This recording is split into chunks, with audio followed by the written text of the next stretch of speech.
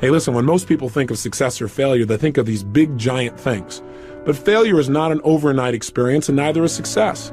Failure is the result of failure to make the calls, failure to follow through, failure to say, I love you, failure to give 100%. That creates ultimate failure in life, the feelings we want to avoid at almost all costs. And yet success is also one step at a time. It's successfully making the call. It's successfully getting yourself up and following through. It's successfully making sure you make that unique contact. It's successfully breaking through the limits that used to stop you. It's the culmination of all those little successes over a lifetime that eventually creates a life that we have total pride and joy in knowing is our own. And I'm here to tell you that anything you focus on a consistent basis, you put 100% of yourself into and you try and improve daily on, you will improve. You will get better. The problem is most of us in life do not control the power of our mental focus. In fact, most of us focus on things like, well, gosh, how come my life isn't working? How come this always happens to me? And if you focus on that enough, that's exactly what you'll experience in life. Whatever we focus on consistently, we tend to manifest in our lives. Don't you already believe that? My hallucination is you already do, or you wouldn't have picked up a tape program like this. The key is getting ourselves to live by these factors. You know, most people in life major in minor things. That is, they're focused on how to make a living instead of how to design their life. You may be wondering what drove me to want to really study success in this level of depth. In fact, a lot of people say to me, Tony, how did you become so successful? Well, I'm complimented by the statement, but my response usually is the same thing that drives all of us to succeed. One of two experiences, either inspiration or desperation. For me, it was more desperation. I grew up in an environment I did not like, and it started back as far as high school for me. I remember looking around and being dissatisfied. And by the way, if you're dissatisfied with some area of your life right now, instead of being frustrated, get excited. Because I got to tell you something, until you get dissatisfied, you won't do anything to really make your life at another level. Dissatisfaction is a gem. If you're totally satisfied, you're going to get comfortable, and then your life begins to deteriorate. But I found myself dissatisfied with my environment. I didn't like what I saw growing up. I saw my father working extremely hard as a salesman, 40 or 50 hours a week, and yet most of the time we were broke. And I didn't understand why. I remember what that did to him emotionally. And that drove a lot enough pain inside of me that I thought to myself at that time, I don't want to ever have my family have to go through this. And I don't want to have to go through it myself ever again. And I thought someday I'm going to master financial success so I can not only help myself, but the people around me. And that was a driving force for my success in that area. I remember going to high school, and I was not a real popular kid. But I really loved people, and I loved being around them, and I wanted everybody to like me. You know, a lot of people did, but I wasn't the most popular kid in school. But you know, I thought someday I'm going to meet the most popular kid in school, and I'm going to find out what makes him so popular. He's probably one of the nicest, most warm and genuine people you could ever meet. I remember the day I met this kid. He treated me like I was dirt. Like, how dare I enter his space? And I thought, how could somebody who's this rude be this successful and having people like him? And it made me want to study what makes people like other people. I remember looking around at people in relationships, people who've been married 5, 10, 15 years, who weren't just hanging out together. They still had that passion, that drive for each other. They really loved each other 100%. It's like they were newlyweds. I remember one day going to my mother and saying, how come this is my fourth father? I'm just curious.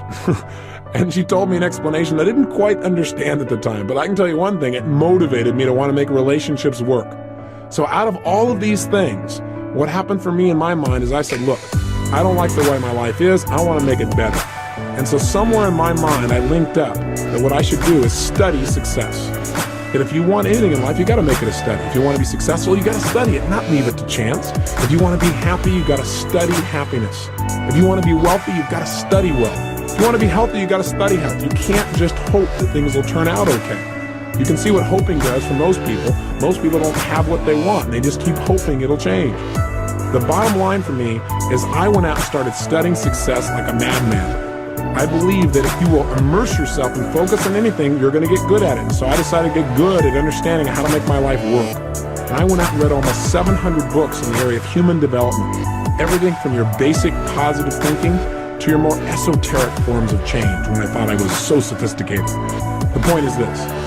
As I read all this material and I listened to tapes constantly, in my car, anytime I could, I tried to dump some good stuff into my mind. I went to seminar after seminar after seminar.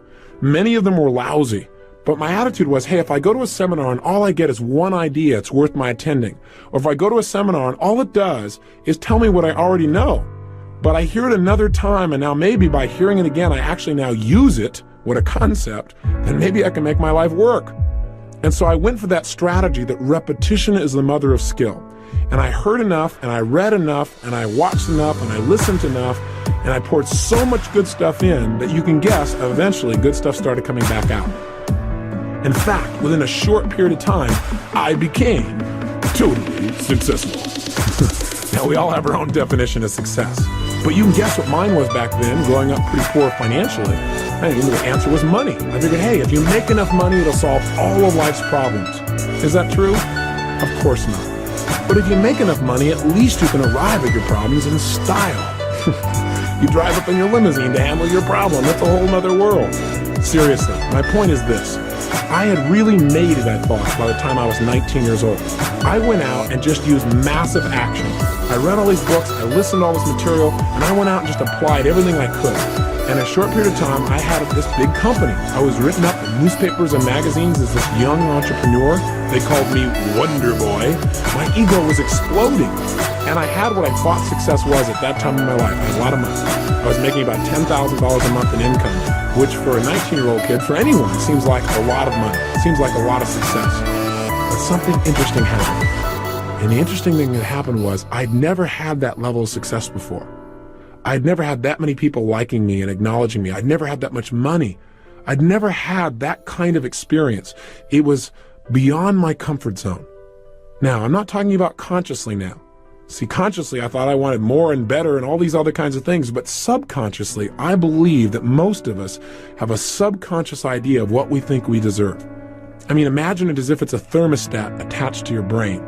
If we have a thermostat in this room and we set it at 68 degrees, and it's not hot enough in here, things aren't moving, it's not warm enough, and the temperature drops down to 62 degrees, what's going to happen? The heaters kick on. All of a sudden, what happens? Anxiety. Your brain says, hey, we got to make it better than this. This isn't good enough for me. And sure enough, all of a sudden, you get this push, this drive to change things. And that's what happens in life when it's not good enough. When your life does not represent right now what you think it should be like. What's interesting, though, that most people don't realize is it happens on the other side, too. What do I mean? I mean, if you set it at 68 degrees, and all of a sudden things start going really well, hey, it starts heating up in here. We start cranking. If it gets up around 72, 73 degrees, what happens in this room? The air conditioners kick on, and you begin to sabotage your own success. And you drop right back down to where you subconsciously think you deserve to be in your relationships, in your economics, and your level of acknowledgement. Does this make sense to you? It doesn't make sense intellectually, but it does make sense when you start studying how human beings behave. And that's what I did. I began to sabotage my own success. How? I started to not show up for key meetings. I started to treat people harshly who didn't deserve to be treated harshly at all. I started eating like I was going out of style. I was never into drugs or alcohol, but I used food like it was a drug. If I didn't like how I felt, well, I just eat something. That was going to change how I felt. But then I looked in the mirror and I was getting fatter and I felt worse, so I ate some more. And it just didn't work. I got caught up in this vicious circle, so much so that within 2.5 months, I gained 38 pounds. That is not easy to do. You have to eat tons of food and not move very much to pull that off, which I managed to do. The bottom line is this, though. As I began to sabotage, it didn't stop with me. It started to affect everyone around me. I fired almost everyone in my company. I only had about 3 employees left. And I fired them too. But every time I go there, you're fired, they go, I know, and they just keep on working. Thinking sooner or later things would work out and I'd become sane. I went totally broke financially, and I moved into a little 400 square foot bachelor apartment in Venice, California. No kitchen, washing my dishes in the bathtub, waking up each morning with major goals, things like, what am I going to eat today? And what's going to happen to Luke and Laura on General Hospital, my favorite program at the time. So how do I get to be here with you? How did my life turn around? Well, the answer is, it wasn't just by more information. It wasn't just by more technology, although that made a difference. What made the big difference for me is a friend came by. Someone I hadn't seen in about 2 years. And the reason he came by to visit me and had to track me down is he couldn't call me on the phone because my phone was disconnected. At this point, my nickname had gone from Wonder Boy in the newspapers to just Boy. I changed virtually everything in my life. from my emotions to my finances, from my confidence to my physical health. How did I do it? Well, I use what I call the ultimate success formula. And here's what it is. It has 4 steps. If you want to create the success in your life, it always comes back to this. You can use whatever technology you want to reprogram yourself, but these are the 4 steps for success. Step number 1, you've got to know your outcome. In any situation in life, you got to decide right now, what do I want out of this situation in my life? The more clear you are on what you want, the more you empower your brain to come up with answers. There's an old phrase that may have been overused, but I think it's pretty accurate. It says, clarity is power. You must get focused on what you want. And in this tape program, we have a goal-setting workshop that's going to help you to get precisely clear on what you want in your life, mentally, emotionally, socially, spiritually, intellectually, so that you have something that's the driving force behind your behavior. How can you use this first formula to make a difference in your life right now? How could just getting clear and knowing your outcome help you? Well, I believe when you know your outcome, you've empowered yourself. I mean, let's say, for example, you're in the middle of an argument. And have you ever gotten caught up in an argument where you're so caught up in it that you forgot what you were even arguing for, but you knew you had to win? I know I've been there. See, if in the middle of that argument you were to ask the question, hey, what's my outcome in this situation? You're going to probably find out your outcome is not to argue. The outcome you want is to resolve something. When you get focused on what you really want out of a situation, you empower your brain to use its resources to produce results right now. So get into that habit. The habit of asking yourself, what's my outcome? And throughout these 30 days, I'm going to constantly ask you, how can you use this? What I just said, what's useful about that for your life? What is your outcome in applying this in your own life? It's critical to continually focus on your target. Even if you're just going to visit with a friend. On the way over to see a friend, ask yourself, what's my outcome? Maybe the answer is, well, just to have fun or to make my friend feel really appreciated and loved. Now, if you know that's your outcome, your chances of having more fun or making your friend feel loved go up 1,000% versus if you just go over and hang out and wonder why you're bored. Now, I'm not saying you have to be so goal-oriented that every minute you're trying to achieve something. I'm just saying it's useful to let your brain know the direction that you're heading. And everyone I know who succeeded had to start with getting clear on exactly what they wanted. Here's step 2 of the ultimate success formula. By the way, step 1 I did. I decided what I wanted physically, financially, emotionally, in my business. I looked at everything spiritually. And once I knew, I had the first stage of my personal power. Step 2 to tapping your power is you've got to use it. That is, you've got to get yourself to take action and move towards the achievement of your goals. Now, what most people tell me is, but I don't know what to do. I don't know. What if I try and it doesn't work? All I can say to you is this. If you try and it doesn't work, you got an education. You're better off than where you were before because you now know what doesn't work. And you'll probably make a distinction or two that'll help you succeed even more. Most people in life have no idea what they want. But worse, a few people know what they want, but they don't do anything about it. They just sit around and hope or say, someday, honey, we'll do this. Someday is now. Someday is here. I remember hearing a phrase years ago that said, the road to someday leads to a town of nowhere. It's a place you don't want to end up in. So you got to get yourself to take action. How do you do that? You decide. I hear people all the time saying, well, gosh, how do I change my life? And my answer is decide to. Make a decision right now you're not willing to settle for anything less than you can be. That you're not willing to live the way you're living right now, no matter how good it may seem, that you're going to push yourself to the next level.